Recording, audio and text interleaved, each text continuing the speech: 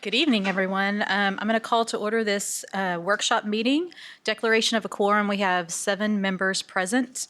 Item C is hearing of citizens. We have no one signed up to speak at this meeting. So that's going to move us to item D. And I'm going to open our public hearing, and we're going to receive a presentation related to the CSISD TAPER report for the 24-25 school year. Ms. Hendrick.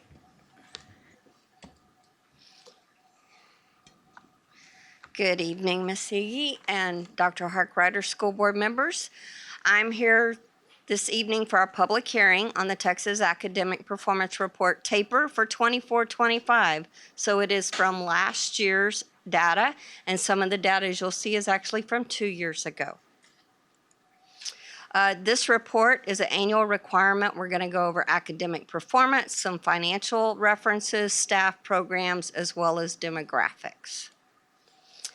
This is a very long report. In it is included our district performance on STAR, attendance rates, dropout, graduation information, as well as college readiness.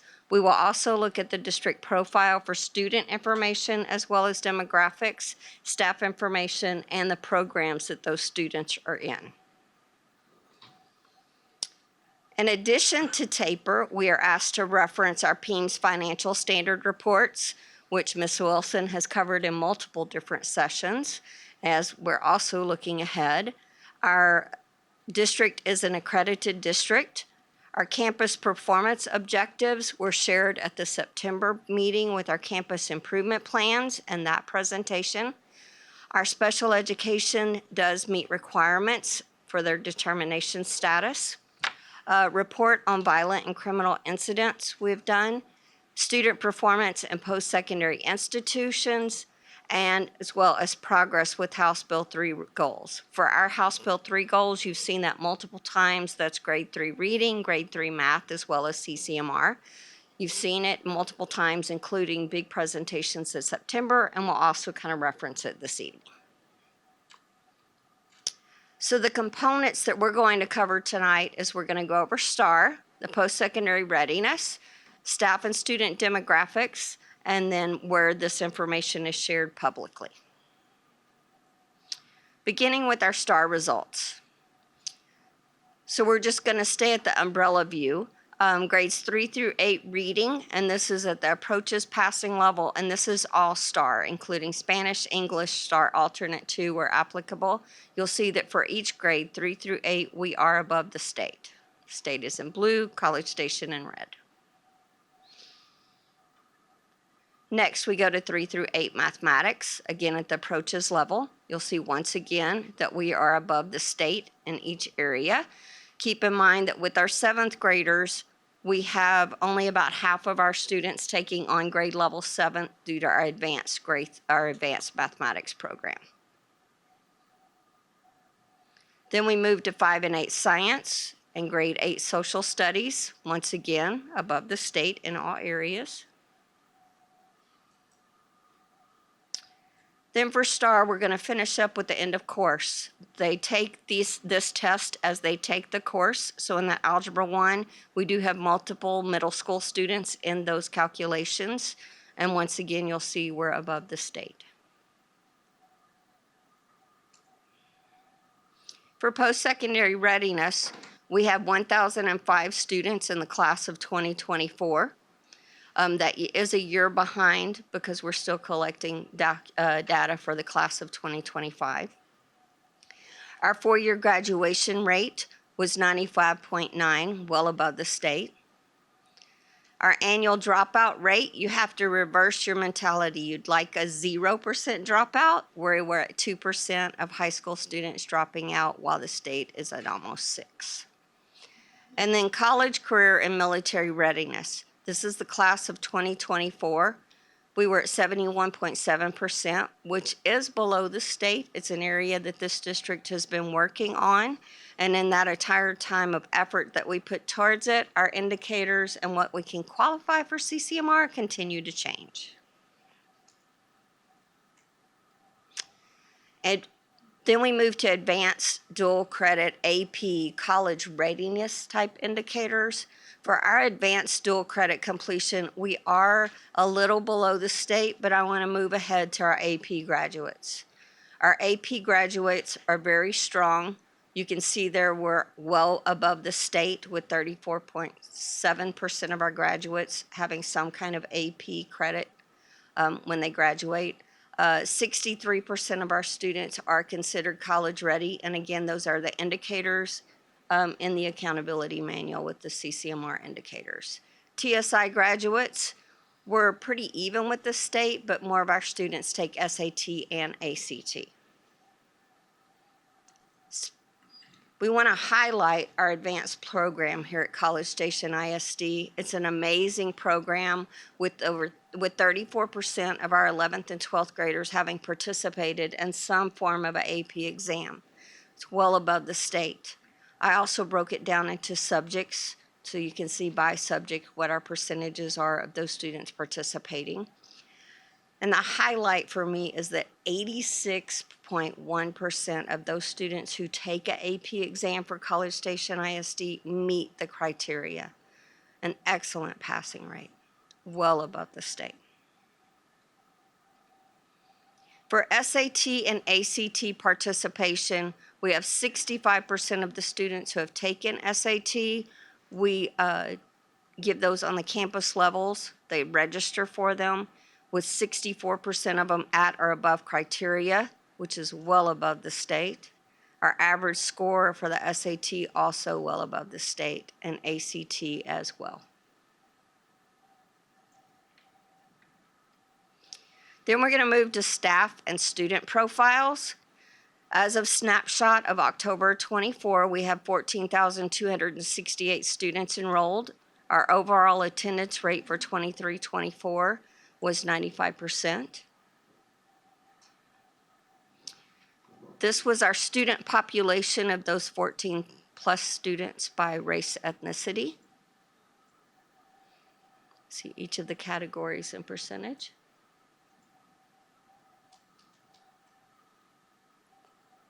For special populations, the percentage of students in economically disadvantaged, emergent bilinguals, it's English as second language students, at risk, special education, 504, dyslexia, and gifted and talented.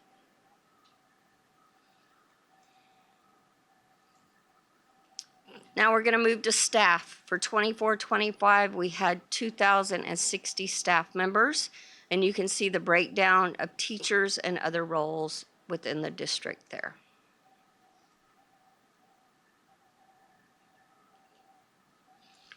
As far as a teacher profile, we had 961 total teachers, with 29% of them holding an advanced degree.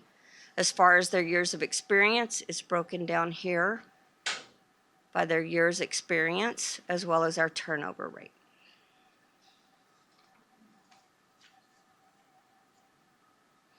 All of these results for the big district College Station ISD report, as well as each individual campus, are being posted on our website.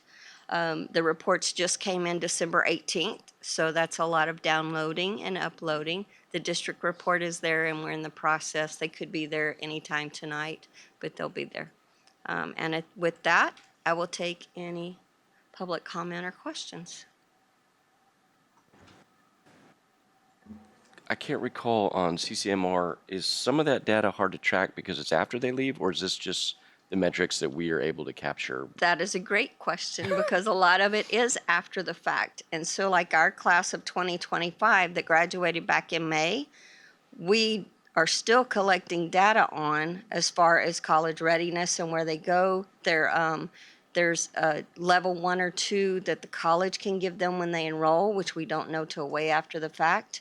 There still is the military readiness indicator, but we have to have their DD4 form, and we have to redact it, and we're still collecting those well after they had left us in May.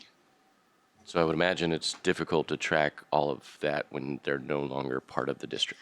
Absolutely. You have to depend on their loyalty to College Station ISD and coming back to us to share that documentation with it. It can't be just a verbal phone call. It needs to be documentation, such as the DD form for military.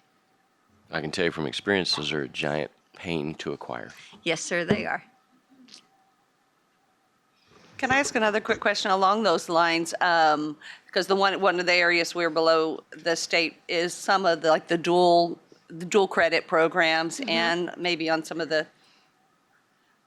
How is that affecting our CCMR, right, on the college and career readiness, and maybe on the SAT part as well? Are those areas that either the state is not really measuring things in a way that we think is appropriate, or is it a place that we have an opportunity to do better? Does that make sense?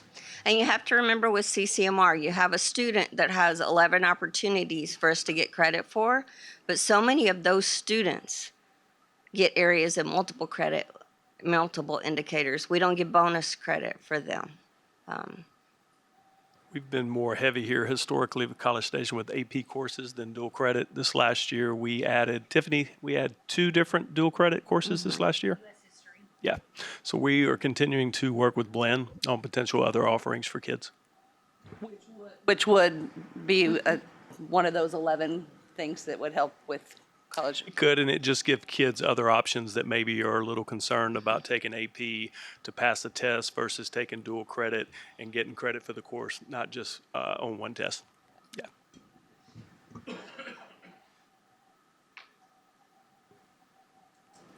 Are we going to go through the teacher turnover slides separately, or is that part of? Yeah, separately. Once you've got to have any more questions Thank for you. Sherry.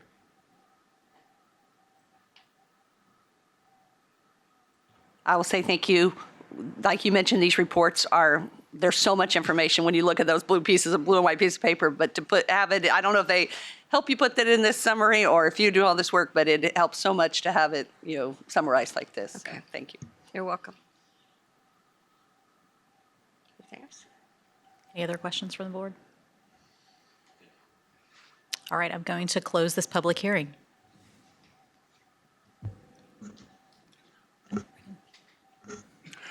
Rich is going to walk through some teacher turnover slides for you.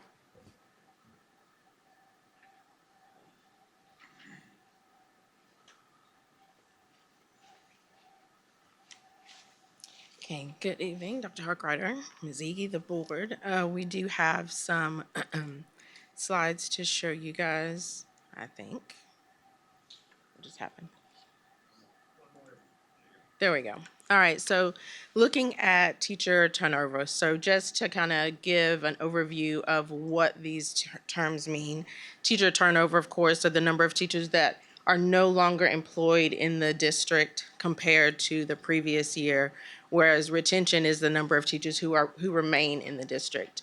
So when you look at teacher turnover, it does include teachers who leave the district for any reason, or if they move into non-teaching roles. So when you're looking at TAPER and TAPER's definition of teacher turnover, TAPER looks at our data from snapshot to snapshot. So the snapshot date, our fall snapshot, is the last Friday in October. So they look at, for example, the FTE count of teachers from the fall of 23-24 and looking at those same teachers if they returned or not the following school year. When you look at staff classification or role IDs, that's with PEIMS. Teachers are PEIMS 087.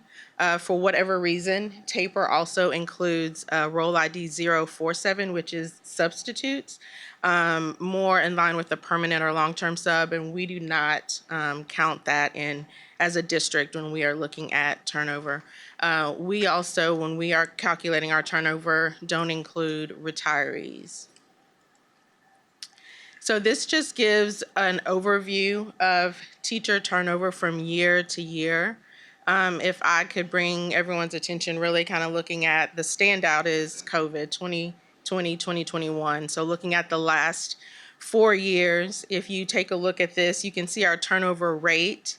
But to get a better view of what that is or understanding of what that is, if you look at that column, that's the turnover count.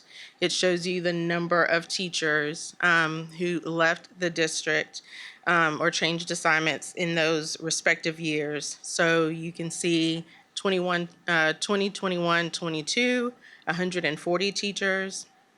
And then it increased another 50 teachers in 22, 23.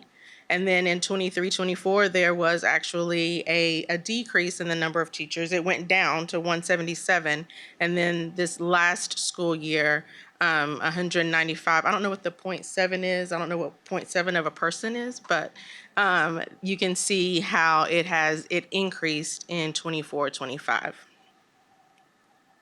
Can I ask one thing on that? Because that Yes. was new to me, that data point then, when we're looking Sorry. at that number, it's coming. How do I get back? Oh, Sorry. I was going to go back to that but slide. just when I'm looking at that number, you're saying it was from the previous year, so 23, 24 October. Yes. Until really October of 24. Yes. Okay, it's not the whole school year.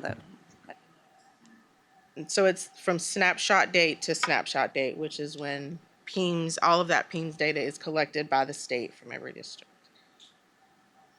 And this number includes retirees and long-term subs? The one you Yes, showed us. for taper, yes. So this is just graphically, if you look at teacher turnover from year to year, how College Station ISD compares to both the state and Region 6. You can see that it goes back several years where the state or where we were below both the state and Region 6 average. And then in the last couple of years, you can see where we were still below region and state until the 24-25 school year, but it's still a really close in alignment with the state. And then something else that we thought was interesting is looking at teacher retention by years of experience.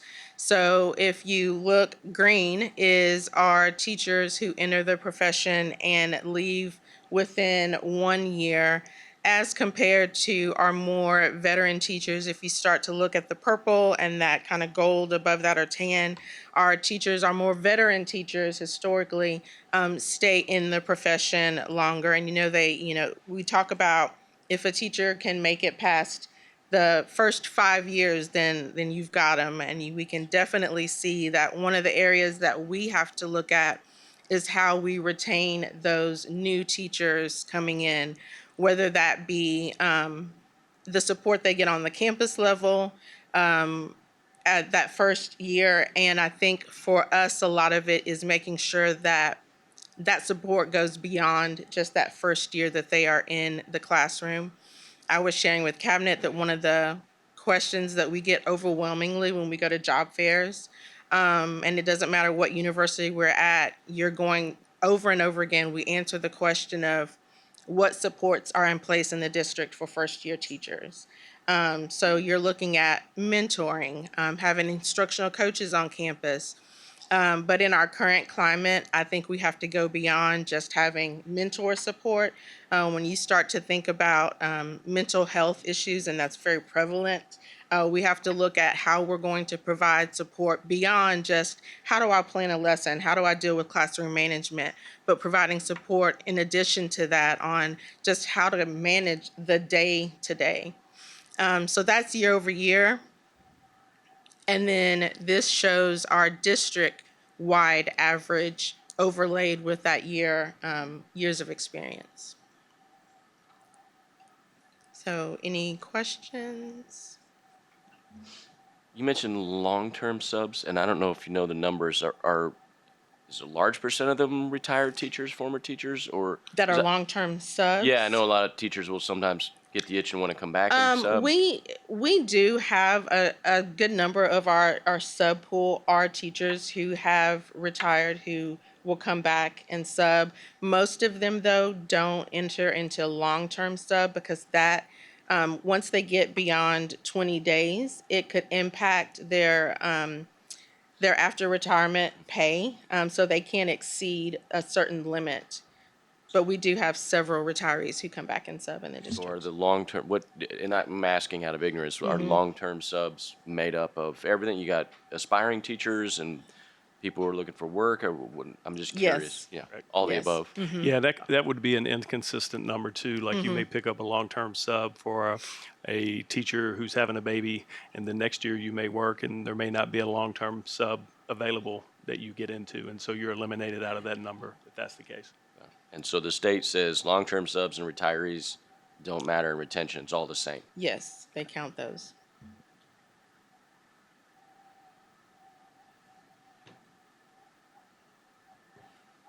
Yeah, so I appreciate this is helpful. Thank you. The overview is helpful. I mean, obviously the data point that feels most concerning is the increase in the teacher turnover. I went back and looked at old taper reports, and they were called something else before taper. I don't remember wasn't as clever as a initial, so I don't recall it.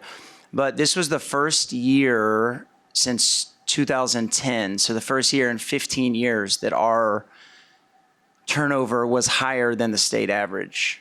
And then I also noticed that in our peer group of district peers that we use, 10 of the 12, the turnover went down from last year, and ours was one of only 2 that went up. Why do we think we're the anomaly of those other districts that are sort of like us? And also, what do we think is driving our not great performance against the state average for the first time in 15 years? Yeah, there's no one answer. There's a lot of, factors that teachers lead the profession for. Some of those we don't have any control over, and some that do. So I think from our standpoint, anytime we have a metric that's not meeting our expectations, then we want to dig in and do what we can, obviously, to improve that, whether that's teacher turnover, whether that's student performance. So our goal is to get out. We'll survey administrators, teachers, get some feedback. We're also, Ms. Leifer has some experience on our cabinet visits in the spring. She's went out in the district before, and we'll do that this year to be a little bit more scripted, and what they call stay interviews. So you visit with staff members that stay with you, and why are they staying? And then what factors potentially that we can control here that may be driving folks out? What changes could we make? Obviously, looking at the data points, your early year teachers is problematic from a standpoint of we've got a mentor program, but they seem to be leaving more often. Across the state, teachers that enter the profession, 41% are leaving in years 1 through 5. So our numbers are similar. So why? And I think those are questions and concerns. We've come up with some ideas potentially that principals meeting with their first-year teachers on their campus next year, maybe once a month, as just a check-in. It's no training, it's no anything, just having a conversation and building relationships with those groups. Could we maybe see turnover numbers per campus at some point, or retention? We have those. I'll be able to share it to you in a separate email if that's okay. I mean, I like the discussion of trying to find out underlying reasons for it. I mean, we also, another piece of information is the exit surveys. Have we been doing exit surveys on folks and kind of compiling, summarizing some of that data? Yeah, we do exit surveys. Panay's idea, and I agree, is probably a little bit to do the stay interviews of what's keeping our folks here. What's the hook to keep them there? And we look for one-offs on exit interviews of if there's a common theme of why people are leaving, or if there's a particular campus that the turnover rate seems higher than normal without a leadership change. And so I think it's just us digging into that data and having conversations and making adjustments. Yeah, I mean, Mr. Mann's on the front row there. The man has been doing a whole lot of summary data information with AI and being able to, take some of that information and consolidate it into maybe something that could be some meaningful feedback for us. And Yeah, we've got data broken down. Jeff has done it by comparable districts, by campus percentages, campuses compared to state average, district retention by years of experience all the way up. So we have all of that we got a can lot share. of it. The other thing I noticed was that our new teacher numbers are really, really high. Beginning teachers, that 0 years of experience, which I was surprised. It feels like when we're losing these teachers, we're not backfilling with experience. I noticed that we were twice the state average this year in number of beginning teachers, which is about 3 times our district peers. Are we having trouble finding experienced teachers compared to our district peers? I think just nationwide, finding experienced teachers is an issue. I can tell you that being in, like, always living in this area, having Texas A&M in our backyard has been a huge asset to having those teachers available that are graduating and ready to stay here. But I can tell you that when we go out to job fairs, we go in the fall and in the spring. In the fall, we have folks that are graduating in December. And although we will collect upwards of 100 resumes, a lot of those folks have already accepted positions, but that is definitely one of our largest pools. But when it comes down to having experienced, most of those folks are going to be people who are moving to the area for some reason or other. Just by nature, we're getting those more inexperienced teachers because they're our pipeline from A&M and from Sam Houston. Yeah, and campuses, I mean, when they have multiple positions open and multiple people that apply, we don't micromanage who principals hire. So they have the discretion to hire an experienced teacher, inexperienced, whatever they want to do. But doesn't it seem a little odd that, I mean, it's not a new number. I want to be clear. Historically, we've been at about 3.7% beginning teachers to the state average of 8. This year, we were 14% 0-year teachers to the state average of 7. So this isn't, I understand, obviously Texas A&M is here, but it feels like a tremendous, 4 times what our last 10-year average has been. That means, unless I'm misunderstanding, we've gone from about 1 of every 20 teachers is a 0-year teacher to about 1 of every 7. And that's just in the last 12 months. Bridget, can we run number on applications per year with years of experience? Yes, we could get that information. We'll get that. That feels like that was a significant piece of information that stood out. I think part of that, my wife's been in the district for 10 years, and what I would tell you, I won't give you percentages, but part of what you're seeing is we hire a lot of people out of A&M, right? They've been student teachers here, so we get young teachers. Most people who live in this community are 18 to 21 or 30, 35 plus. So in order for them usually to meet somebody, this is not a community to do that. So I don't know how many, again, not numbers, more anecdotal, but a lot of my wife's coworkers have gone to other districts, to larger cities, in hopes of meeting more people in their age demographic. So, and then you look at the national average, right, where you're seeing people leave teaching at a drastic rate ever since COVID, then you're going to have to hire teachers with less experience because they're getting out of the industry. So again, I don't know numbers. That would play out across the whole state, right? Where it's not unique to us. Well, yeah, but you pick, there's 1,000 plus districts, so I don't know that we're entirely. I think something that's unique to us is affordability in College Station since COVID. The cost of living here is extremely high compared to surrounding areas. Our teacher pay scales, if you get anywhere around the Houston area, is not touching that market. So they're not going to come to College Station for a job unless they're wanting to be in College Station to retire. So I think that's a factor as well. In some of the information, for long-term planning, when you generate the report for the number of candidates based on experience, is it possible for you to just look back at the fall and for core content openings, how many applications maybe we had for a particular position? Let's say one of our high schools we had a biology position posted. Could you retroactively see you should be able to see how many people applied for that We can vacancy. see. Yes. I'm just curious what our candidate pool looks like, because I know it's becoming more challenging.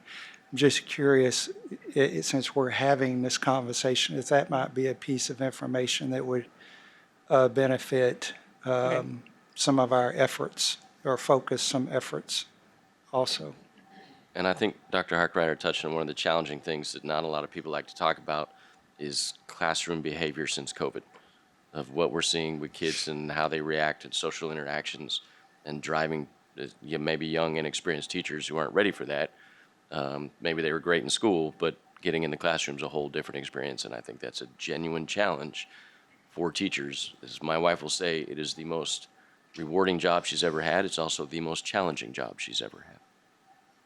Yeah, there are a lot of factors that we can't control, but I think what I heard about us needing to focus in on our newer teachers and how to support them and how to mentor them and give them what they need to help them grow and want to stay as a teacher. I mean, I think that's really key in all of this, because we can't know why every number looks the way that it does right now. And there are lots of challenges, but we are at the doorstep of A&M, and we are going to get those new teachers walking in the door, those that want to stay here. And so I'm really zeroing in on what you said. I think that's an important thing for us to be looking at as a district. One more comment, because this does concern me. I mean, we sit and go through everything and look at how we're above the state in so many metrics, through the taper, but then and to have this one not be is something I think, it is concerning. I'm also even a little more concerned tonight because I realize that this is quite old data. It is for more than a year ago, if you're explaining, right? It was between October 2023 to 2024, so we don't know what's been happening for more than a year now. Right? That's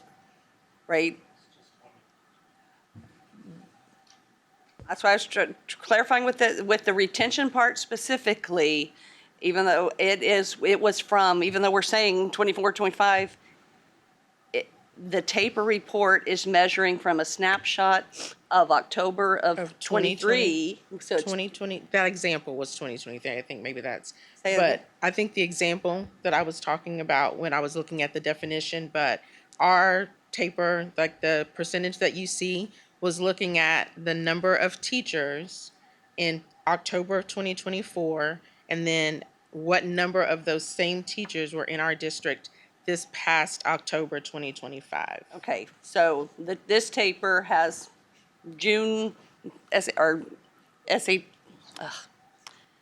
has our test scores from May, but it has this October 2025. Okay, so I will hold my read. There's the efficiency of the state, Kim. Exactly, I'm surprised they got it to us that soon, so thank you. So can you talk a little bit more about, I was probably a little less clear. This is my fault. I apologize. But what exactly are we doing? I heard surveys, but we did thought exchange in the fall with teachers. I read back through that this last couple of days, and that had a fairly considerable amount of feedback. I don't know what we've done with that feedback. Unfortunately, one of the feedbacks was too many surveys. So I'm a little hesitant that the answer is now to go do more surveys. But can we be the challenge of a taper report like this is we won't really know if our numbers have gotten better or worse for another 12 months. And that feels like an awfully long time to hope for the best. And I know that you mentioned in September, Dr. Harkrider, that you expected the turnover to be even less this year. You mentioned a 10% figure in September. I don't remember. Well, expecting it to be even better. You were referencing the last 2 years. Yeah, So are we we would still? hope. I mean, that's everything that we do. We want to improve. So yeah, we never are going to anticipate we're going to drop. Sure. Yeah. But outside of anticipation, what are our actual concrete plans for ensuring that we're taking the surveys we've done, we're listening, and we're going to make this number better than it is so that we're not below the state average again I think next you year? just outlined the steps we're going to take. survey, have conversations, take action. So we already did one survey 2 months ago. Yeah, I'm talking specific This is survey to specific to- retention, not a yeah. generic survey. Okay. Yeah, not an overarching. We want to dig in specifically into the retention piece. And then the teacher advisory committee, how often is that meeting? Yeah, last year we met 2 times, maybe 3. This year we're going to meet in the spring. We're going to talk about teacher retention. We're going to talk about staff development, and we're going to talk about curriculum plans moving forward. Okay. Well, I would love for that to, I don't know the exact metrics, so I'll figure it out before the next meeting, but getting more frequent than annual reports on this feels important. So however, I'll figure out the exact protocol, but I would love to make sure we're continuing to be informed on exactly what is happening on a month-to-month or quarterly basis, just so we're not waiting a year to get this information. Well, HR has information anytime we process a separation, we track the resignations that we receive or separations from month to month, the departments where those separations are coming from, the reason for the separation, whether that be someone who's resigned or if they have retired. So we do have that information in HR. Anytime Dr. Harkrider, if Austin reaches out to us and needs to know what our separations look like or resignations look like, we have that information from month to month. This is state data, right? And we're also talking, because we have that, you're also talking about annual contracts for teachers. Sure. So they would have to break contract for them to pop up on those numbers for just teachers, if that's what we're talking about. Right. I was going to say, one of the challenges is, yes, we may have certain circumstances that pop up during the year where somebody leaves, but the majority of this is an annual thing. And so we really don't know in January what our turnover rate is going to look like going into next correct. school year. That's why they use the snapshot data, so it's an apples-to-apples comparison. Right. But I mean, just from a perspective of asking as a board, there's going to be limited information I would think that you could give us because most people are not leaving in the middle of the year. Is that fair? Correct. Okay. That's correct. Yeah, but I mean, the things we can measure, like we have a teacher advisory committee and it hasn't met since last year. Is that correct? Did I understand that correctly? Correct. Yeah, we don't meet just to meet. Yeah, we had Sure. a lot of other different things that we did this fall, and we were setting up the spring because the big conversation piece is the curriculum spot. Yeah, Now, but obviously, with teacher retention rate, there's another step that we could take. Well, TAC, as I understand it too, was primarily to deal with discipline, was it not? I don't remember. Just to give feedback, yeah, we talked a variety of topics last year in a couple of different meetings, and just trying to get a feel for teachers to be able to have a voice.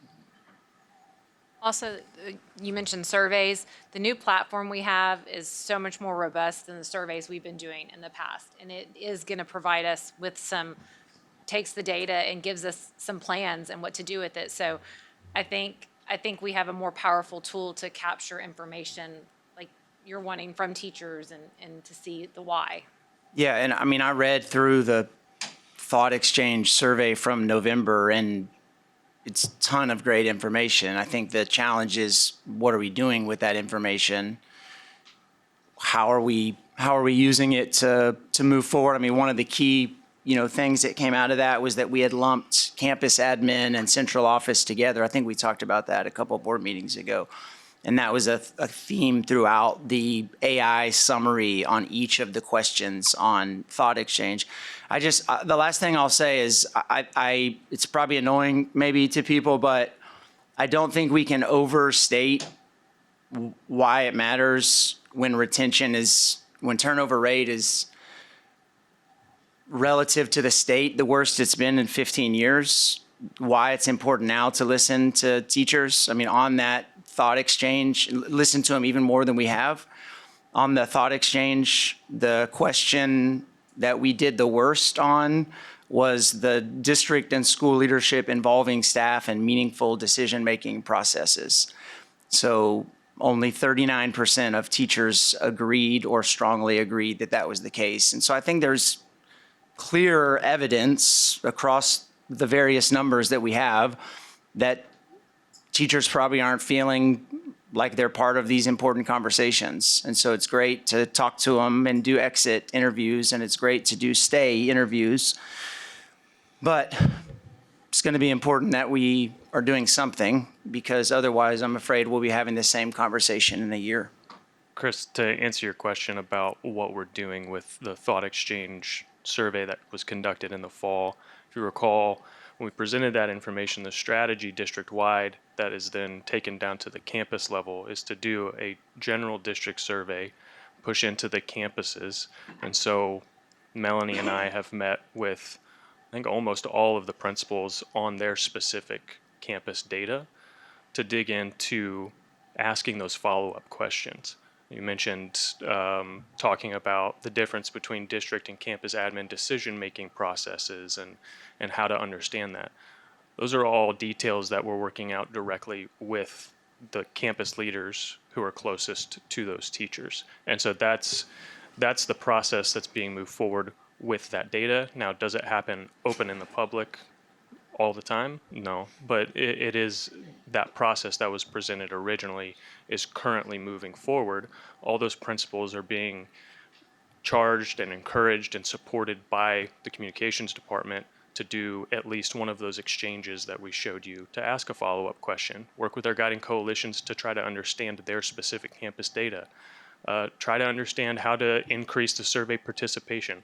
All of those things are being worked out currently at the campus level with the support of the district. And then even to that point, several of our campuses have already started using the platform on their own to survey students, parents, staff on some of the more specific data points that they want to talk to, or just to work into their normal rhythm. So does that answer your question about Yeah, I think it does. For that?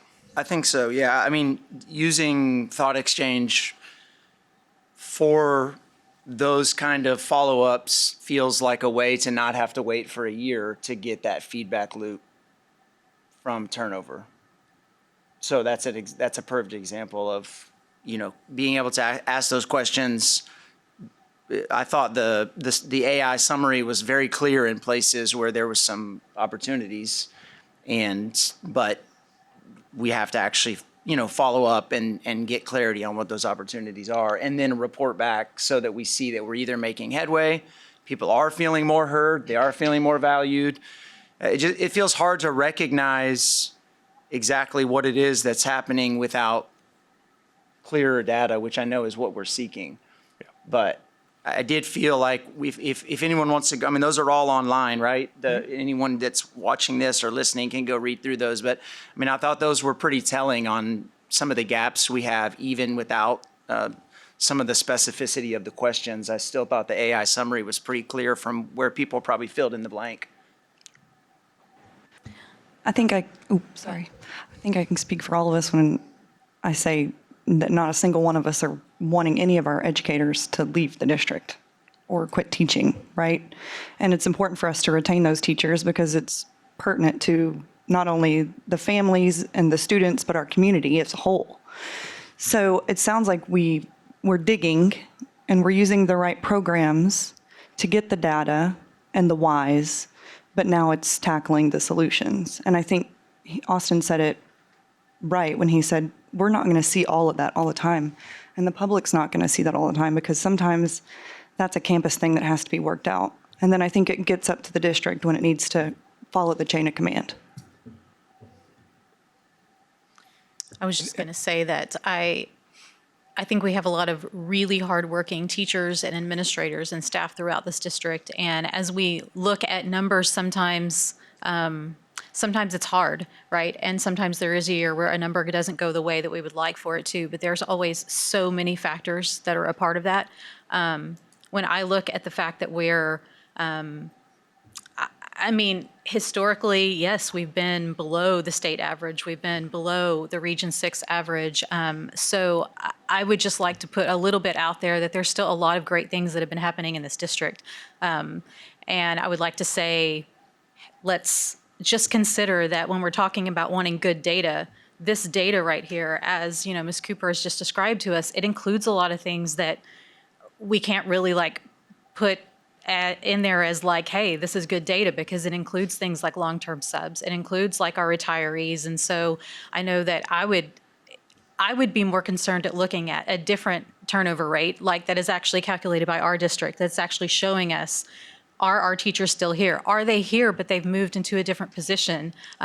Those kind of things are relevant too. So I'm not saying we don't need to have some work in this area. I'm not saying that we don't need to do surveys and figure out and get input from teachers, but I'm also saying that I don't think that this number is the only data point and the only piece that we should be looking at.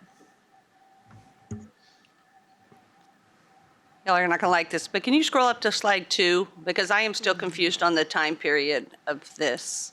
Maybe we can take it offline, but the slide 2, with the definition in there, at least that example clearly says it was from 23-24 school year, which would mean the snapshot occurs in October of 2023 compared to 2024, which would mean the fall of 2024. If that's not true, or if we're unclear, we can find that out and let me know, please. Okay. Thanks.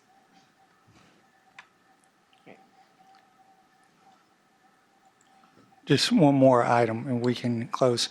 If we do a survey to collect additional information on this or the use of thought exchange or whatever it may be, can we have a board report on those results? Because I know that you did the survey, you did a wonderful presentation, I think in November, about thought exchange and the survey, and I know we had the results and they were included in a transmittal with the link to the website, and it was posted on the website. But I think it would be a benefit for us as a board for that information to be then presented to us in a meeting so that we can have conversation and ask questions about what we're getting from those results, as opposed to just posting them. They're there, people can look at it, so on and so forth. I think we owe it to the community to have those conversations relative to that feedback. And I think then it will provide some validation to our stakeholders and our teachers in particular that we're taking time to discuss in a public meeting what they're saying to us in these surveys. I don't think putting it in a transmittal and putting it on a website and us not having a conversation as a board gives the results the merit it deserves. Just my observation on that for future reference. Okay, I think we're going to move on to E1, to teacher incentive allotment. Yes. All right. So shifting gears a little bit, talking about retaining teachers, I am going to talk about one of the avenues that we utilize here in College Station ISD to retain teachers, and that is through our participation in the teacher incentive allotment. So what is TIA? It is a state-funded program that allows districts to provide financial rewards to high-performing teachers, particularly high-performing teachers that are serving high needs and rural campuses. So through TIA, teachers can earn 3 levels of designations currently, which is recognized, exemplary, or master's. Teachers who obtain their national board certification are also able to have a designation currently. Teachers with national board cert are recognized and they receive the allotment for the recognized designation. That is changing, and I'll talk about that a little bit more later. So those designations do generate annual funding allotment for the school district, and 90% of those funds go directly to teachers to increase their compensation. 10% of that is retained at the district level for implementation of TIA and administrative costs. For example, some of the student growth measures that we use or the tests that we use for TIA, some of that goes to pay for that. That's like just one example. So this is an overview. The first data submission was in the year of 22-23. And that year, we designated 177 teachers 39 of those were recognized, 107 were exemplary, 31 were masters, and those designations generated $1.7 million. And then you can see how that has increased in 23-24, 269 designations, and in 24-25, 357 designations. So last year, based on that data submission, we generated $3.6 million in TIA funds. So looking at this by campus, the next two graphs show how those designations look across campuses, the number of recognized exemplary and master at every campus, as well as the amount that they generate as far as their allotment. So the least that a teacher can earn is $3,000 at the recognized level. But a teacher with a master designation can earn up to $32,000. And you can see that we do have a couple of campuses that are above 20,000. One where teachers are generating almost $25,000. And this is just 24-25, same data. So looking at our progression, when the district originally applied for TIA, the district was very clear, and the committee that worked on this wanted to make sure that we started small and got it right. So rather than trying to make every course an eligible assignment, the decision was made by that committee to start with two categories: early childhood, which is pre-K and Head Start. Pre-K and Head Start use Circle data as the student growth measure, and then it was K through 8 English Language Arts and Math, and 2 through 8 Science.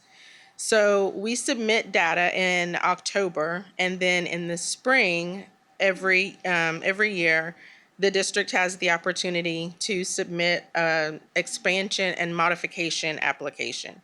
So in that application, we are able to add additional eligible courses.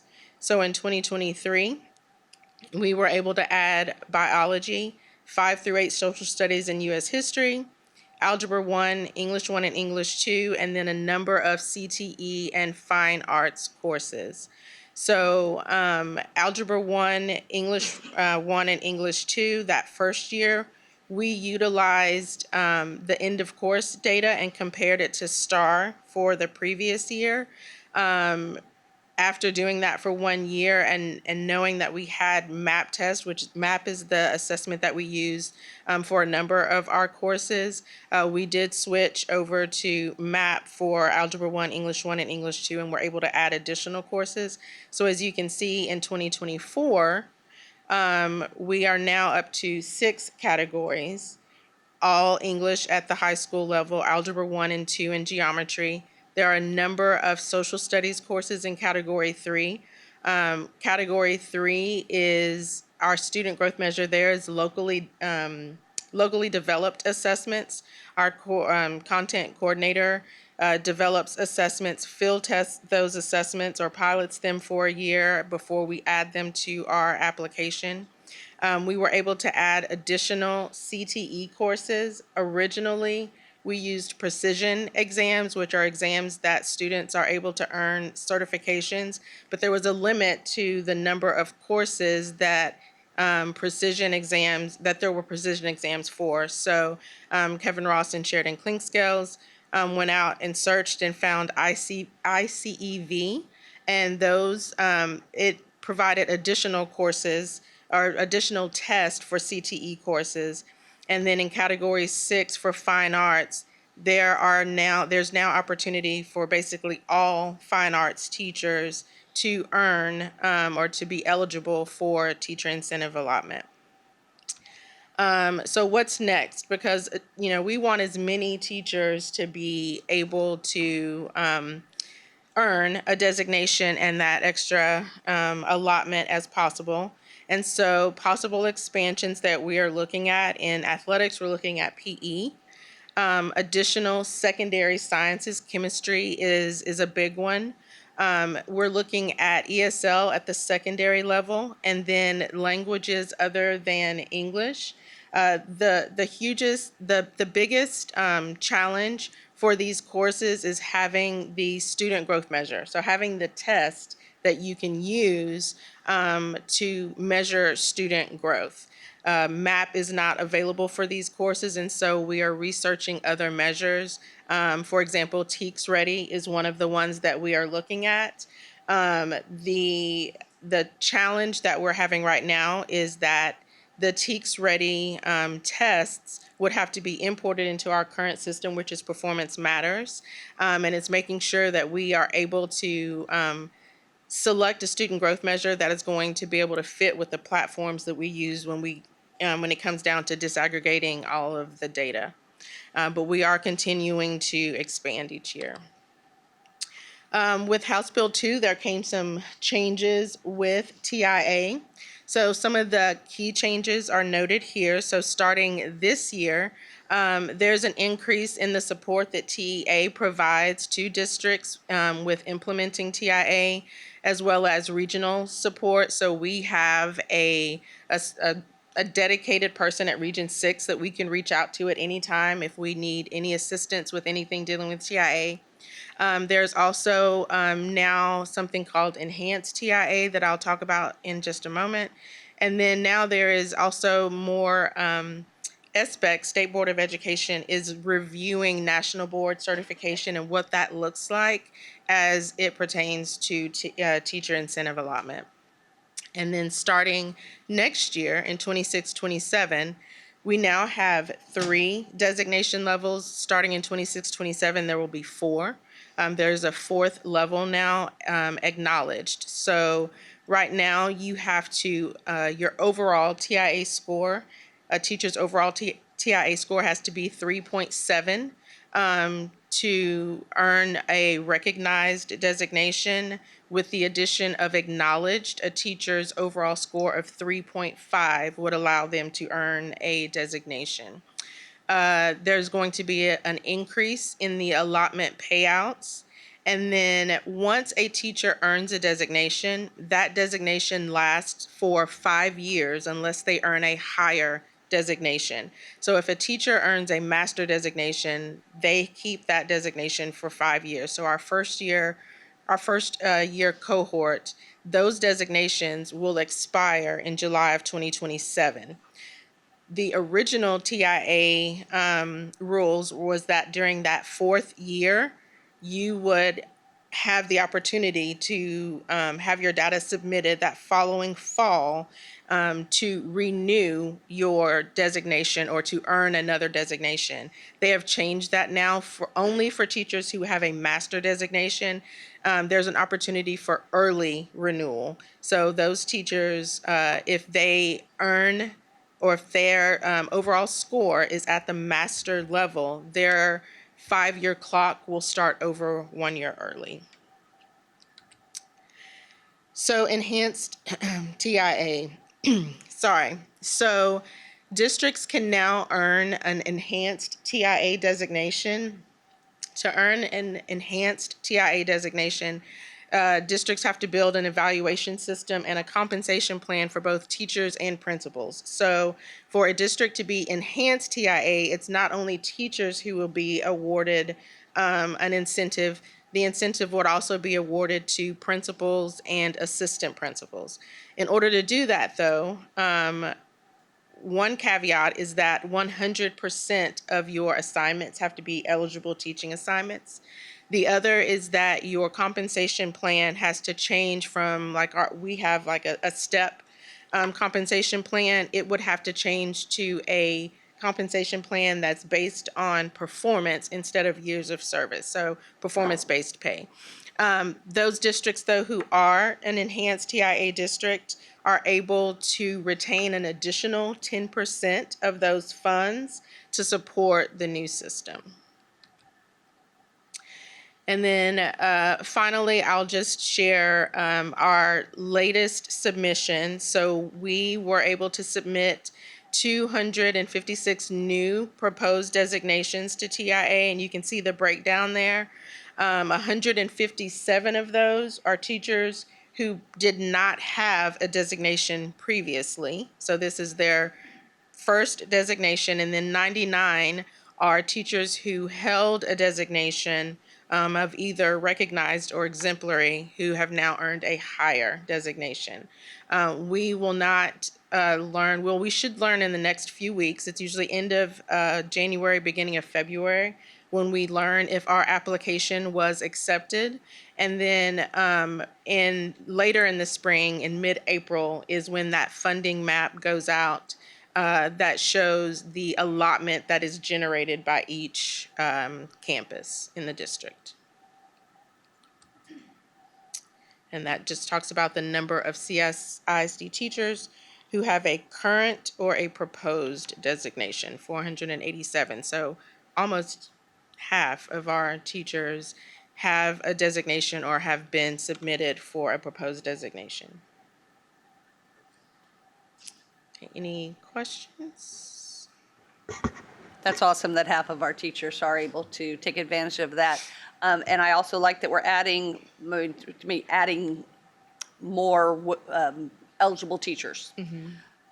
Where are we on that percentage though? Like what percentage of all of our teachers are eligible now? So it's so the verbiage for TIA, it's not really the teachers that are eligible, it's the courses that are eligible. So currently, right now, all of our elementary are eligible. Intermediate and middle school, most of those are. Where our area right now, other than like PE, would be at the secondary level. It's having like chemistry, I keep coming to, is a big one. And the rub there is finding an assessment that we can utilize to measure that student growth. Okay, so, I mean, you could figure out, like, based on all our teachers, how many are not eligible today to I get can't TIA? tell you that number off the top of your head. my Yeah, that's so, but there's, and most of them are in the secondary. It is, I would say, I know there's some teachers who are frustrated with it too, and frustrating to me that some of teachers teaching these core science classes or an AP science or math class and not eligible, for this. So I appreciate all the work that we are to, get 100% of those courses, but that, I mean, I'm assuming that's the goal, is to get all teachers eligible. Right? As many as possible. And for AP, if it's an eligible teaching assignment, then those AP courses, they are eligible as well. We have, because of the fact that we had some things in our original application or for our, at the district level, some of the criteria, one of the criteria that was kind of started to hinder us at the secondary level was the number of sections that a teacher had to teach in order to be able to be included in that data submission.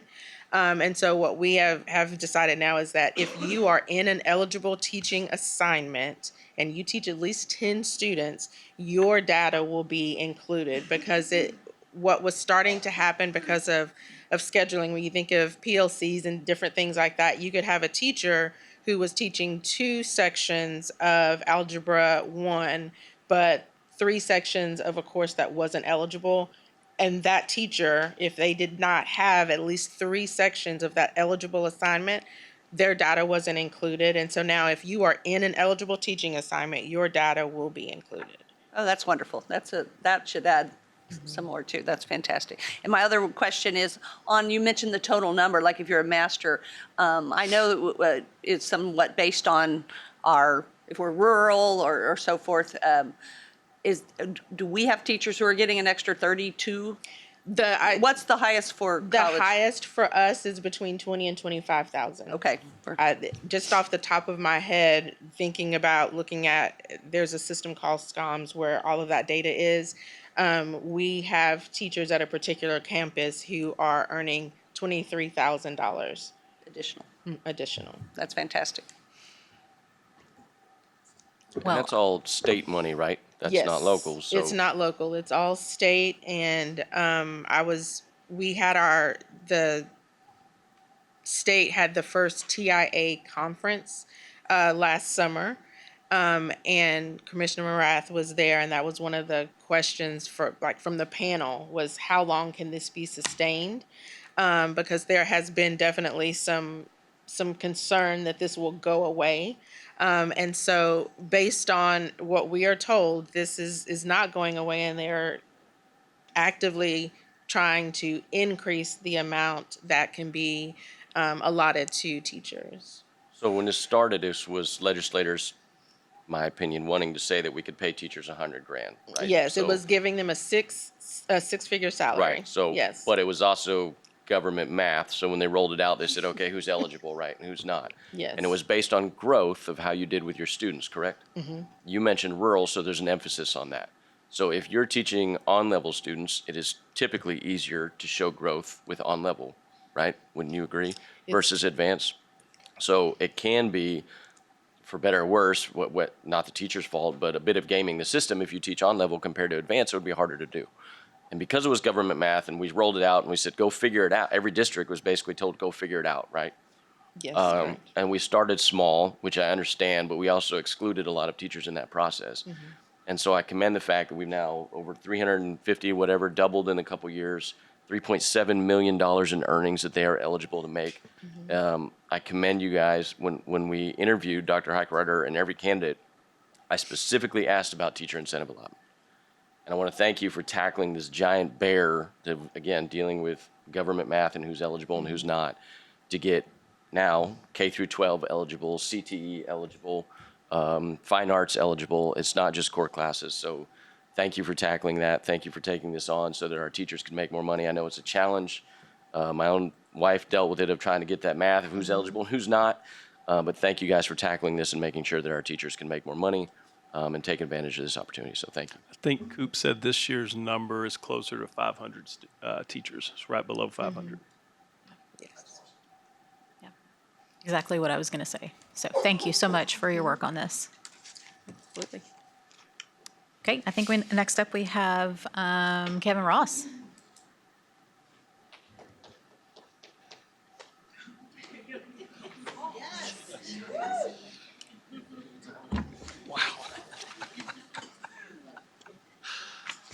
You ever gone? All right, good evening, Ms. Iggy, Dr. Hockerider, members of the board. Very proud to be here tonight. A lot of you were there a couple of weeks ago when we had a little kind of a soft ground opening there with the CTE Center. Now we need to start talking about staffing of that CTE Center. So I'm going to talk to you a little bit about that tonight. Again, anticipation is fall of 2026. It sounds like everything is moving forward. We are scheduling kids as we speak with our counselors. We really want to be proactive here to try to get as good a teachers as possible. So I'm here to talk to you a little bit about that tonight. This is just an aerial just to kind of remind everybody of the blueprint of the building. Top left, you can see ag mechanics. Work your way over from welding. You'll see vet science, agricultural, animal science. Drop down to cosmetology. The really nice thing about this is we were able to capture 3 different cosmetology labs in here. That's going to tie in really well so kids can advance all 3 years of it. Work your way down, multi-purpose area, and then to your left, you'll see construction and automotive. Just want to remind everybody, this is not a new school. We do not have a cafeteria. No new mascots or anything of that nature. This is to bring kids out. We're going to train them, and we're going to bus them right back to their home campus. That way they can always continue to do athletics, fine arts, anything they want to at that home campus. We have some existing FTEs, which is really nice. FTEs are acronyms we use all the time. For full-time equivalent, that means basically 1 teacher. So we have a couple of existing FTEs that we're going to propose we move from our current campus that will move out there, which saves the district money. We don't need to hire for that. One of those is an ag mechanics FTE from Consol, and the other one is a construction FTE from College Station High School. We have some new FTEs for CSISD. We've never had an automotive, welding, or cosmetologist person to my knowledge, or at least in the last many, many years. So we need to go ahead and work towards getting those hired. If you'll notice on the left, remember, we do have kids currently sitting in automotive and welding at Bryan ISD. Those kids will now come to us and stay home with us. So we need to look at getting an automotive and a welding teacher. We currently do not have those in the district. On the right side, you'll see cosmetology. Very excited again about this one. We need to go ahead and start working to get towards a cosmetologist, okay? Now, keep in mind, at full capacity, there will be one automotive, one welding. There possibly will be 3 cosmetologists, but that will be years down the road as we build and gain and kids sign up. So what I'm presenting tonight is the one cosmetologist. Just a couple of things for you here. At full capacity, let's start at the top with automotive. We will be running 3 double blocks, okay? So that's 3 two-period classes. They will not be just teaching a single class. At traditional high schools, my teachers teach 6 out of 7 periods. These teachers will basically be doing the same thing, but it'll be 3 two-period classes. So as you work your way to the right, automotive to start with, we'll set about 15 will be our max in there for safety reasons. So a teacher will 15 times 3, which equals 45. Just want to point this out because the district's working really hard to make sure the equity of all teachers teaching full loads, okay? So when you see that 45, that's actually 90 students in the CTE world. And then when you look to the far right, I just want to remind people, the state has done a really good thing for CTE and given us a thing called weighted funding. These courses are very expensive. We have a lot of consumable supplies. So that number is times 1.47, and that's the highest funding level that we can gain in CTE, which is really good for the district. So as you kind of work your way down, I just wanted to highlight all of these courses are double block. All of these teachers will be teaching max capacity, 3 double blocks. And all of these courses are at our middle and highest tier for funding, which is a really good thing. As you work your way down to the bottom, I wanted to point this out. Get a lot of questions with this. How are we going to actually start enrolling kids? And then what happens if we hit max capacity early on? And the bottom is basically how this is going to happen. You just got a presentation from the TAPR going back to the CCMR. Well, CTE is a big part of CCMR. And one of the biggest things we've got to do is we've got to capture these kids to be completers. How you do that is you get them for 3 years. So we want to really put the emphasis on sophomores so we can have them for 3 years. And at the end of that 3 years, there's an IBC, another acronym, industry-based certification. So for CCMR in the CTE world, if we can keep them for 3 years and get that IBC, which every one of these courses has an IBC, then that's good for our accountability. So again, we'll start with sophomores, we'll fill those in. From there, we'll take juniors. And then we want to get as many kids as possible, okay? We want to maximize our funding, maximize our teachers.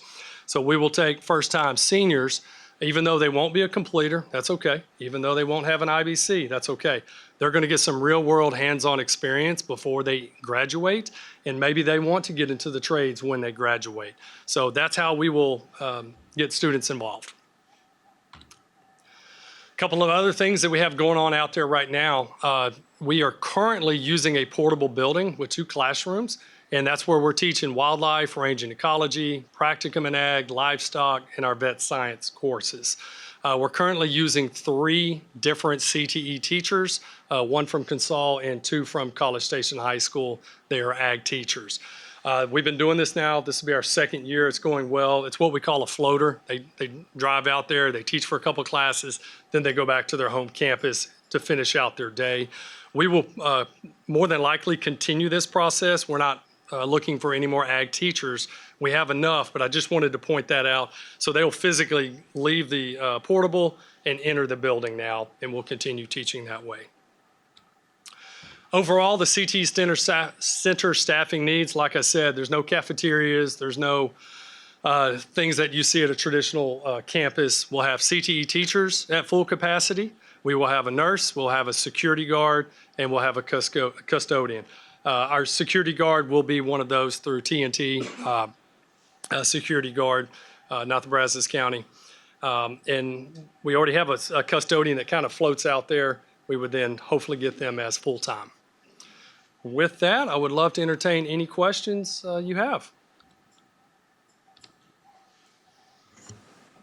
I think this is awesome. Again, at the beam ceremony and all the signing ceremony, this is what 15 plus years in the works or whatever it is. So seeing all these come to life is exceptional. I would be remiss, Mr. Ross, if I didn't point out, Mr. Hogan's here, Ms. Parkinson, Mrs. Payne, my English teaching wife, is only an acronym if it makes a word or you use it as a word. Otherwise, it's an abbreviation or initialism. And she's ruined my life by telling me that, so I'm just making that correction. Yeah. So now you know, and you have to carry that burden. Is this for the why rest of you your life. teach CTE instead of This is why I stay in the CTE lane, because I don't understand what he just said.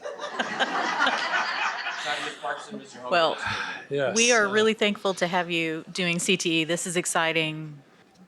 I'm excited to hear about it. So Thank you. Hey, Kevin, and you probably have you put pencil to paper just to calculate the additional weighting and the revenue piece relative to the cost of the new positions, just how that will play out at all? Yes, sir. I haven't toyed with it in the last probably year to two. Basically, what the number we usually chase is if we can get about 100 kids on a CTE teacher role with the weighted funding, it pays for itself. Yes, okay. sir. Plus the 45% that goes to the general fund. Yes, sir. Very good. Yeah, I concur with Dr. Payne. Not all the English stuff he was talking about, but just that this is wonderful. It's been a long time coming for our school district. Yes, sir. Kevin, speak on the savings of not having to use Brian anymore. Oh, yes. So over the last 5 years, every year I get to cut a tuition check. It's a wash through ADA, another acronym. But that's what we generate. We had an MOU with Brian ISD, and basically what we got together and said was whatever that student generates that you would take in funding, that we're going to cut that check for that, and it's basically a wash. Over the last 5 years, it's fluctuated. The highest we've paid is $130,000. The lowest we've paid is about $68,000, and that's because they can only take so many of our students. So just a good average for just spitballing is about $100,000 a year is what we're paying in tuition that now we will keep in-house with our own staff. Yes, sir. okay, thank you. All right. Thank y'all. All right, and next we're going to hear from Ms. Wilson.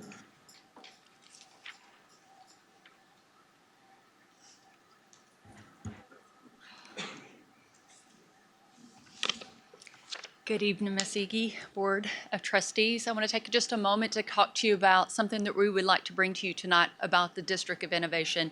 We did bring it to our DEIC group, and they did approve it pending tonight. The reason why we're bringing this is because of Texas Education Code 45.205 through 209. And it deals with just the length of a contract for depository. You can do a 2-year contract with the possibility of extending it to additional 3-year terms. The other thing in there is just the contract term extension must match up with the district's fiscal year. And as you guys know, we changed our fiscal year this previous year, and so we need to kind of clean up that. When we started looking at this and visiting with our current depository, there were several things that kind of came out in the light of that. One of them being just the increase in, or the decrease in interest rate that they were willing to pay our school district. Before we would get 20 basis above the Fed fund rate, they changed that to 30 basis points below the Fed fund rate. So that was one thing that was just a big shocker point for us, especially with us being in a deficit budget. The other thing that they did was they did the interest credit rate of 4%. And that's just where we have to, they give us 4% of our earnings, and then anything over that for fees that we have to cover that as a district. And so there were some things that came up right at the last moment that kind of concern our school district. And so that's really kind of why we want to bring this to light. The exemption would allow us just to decide, establish a contract for a term that aligns with the district needs, again, that fiscal year. And the other thing would just allow us to kind of renegotiate that contract.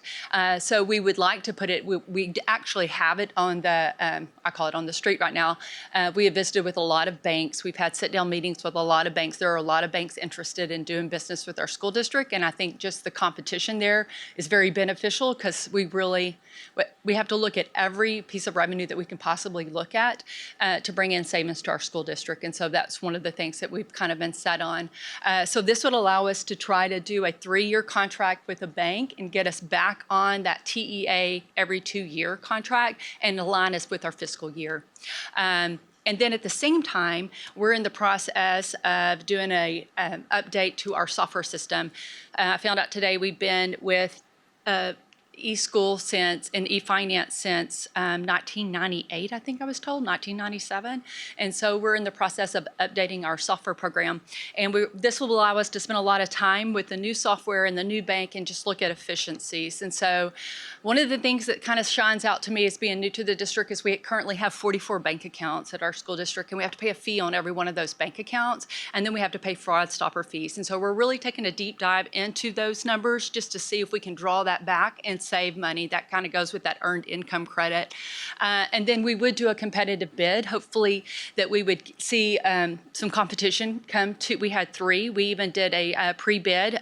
Ms. Schaefer helped us with that, and we allowed banks to come in and visit with us, and we had 3 banks visit with us. We've had 3 additional banks that have come in and visited with us, and we've sat down with them just to try to make sure they understand that we're very serious about this. We would continue to be transparent to the board like we always have with our banking, and then we would make sure that we're following all competitive laws as well as the collateralization with the banks and everything else. So it's basically just align with our fiscal year and to make sure we're competitive in the market that we're in right now. Is there any questions? This is an action item with the other amendments at the regular meeting, correct? Yes, sir. And this was ran through DEIC in December, I believe. Yes, sir. Okay. It was. Sounds good to me. My only question would be, how in the world do we get 44 bank accounts? It's a shocker that they enjoy to reconcile them. But, okay. Thank you very so much. for your time. And that is going to bring us to item F, adjourn.